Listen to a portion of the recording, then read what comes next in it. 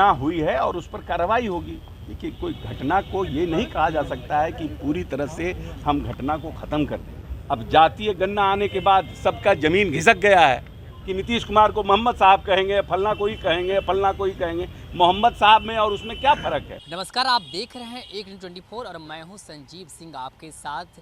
देखिए, गिरिराज सिंह जो बीजेपी के फायर ब्रांड नेता कहे जाते हैं, उन्होंने नीतीश कुमार को मोहम्मद साहब बताया। इस पर जवाब देते हुए बिहार सरकार में मंत्री अशोक चौधरी ने पलटवार किया है। उन्होंने गिरिराज सिंह को लेकर के कहा कि जिस तरह से वो हाथ में रुद्राक्ष बांधते हैं और बड़ी बड़ी टिक्की रखते हैं और ना जाने वो कितने मांस खाते हैं। पहले सुनिए कि अशोक चौधरी ने गिरिराज सिंह को लेकर के क्या क्या कुछ कहा।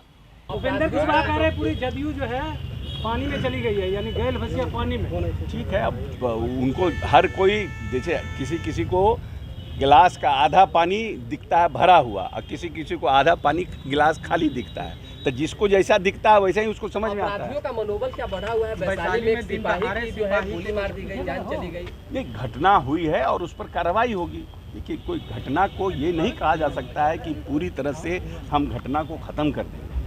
सरकार राजनीतिक रूप से हम किसी व्यक्ति को न राजनीतिक संरक्षण देते हैं, न राजनीतिक संरक्षण देके उसको बचाने का काम करते हैं। सरकार कोई घटना हुई है उस पर त्वरित कार्रवाई करेगी और वैसे लोगों को निश्चित रूप से जल्द गिरफ्तारी होगी और उनको फास्ट ट्रैक कोर्ट से जल्दी सजा दिलाने का प्रयास किया जाएगा। ये हमारा कमिटमेंट है। लेकिन इस पर बीजेपी कह रही है कि लालटेन के साथ जाकर जो है नीतीश कुमार पूरे बिहार को जल तो भारतीय जनता के पार्टी के साथ जब थे तब घटना नहीं हुई थी क्या? निकाल के दिखा दें आपको, उसमें क्या कहता था भारतीय जनता पार्टी? तब उसमें आरजेडी के लोग कहे कि ऐसा है कि भारतीय जनता पार्टी के साथ चले गए। ये सब बेकार की बात है। बेसिकली लोग डेवलपमेंट और जो मास का जिसका उत्थान होना चाहिए उसके लिए कोई लोग को एजेंडा नहीं है।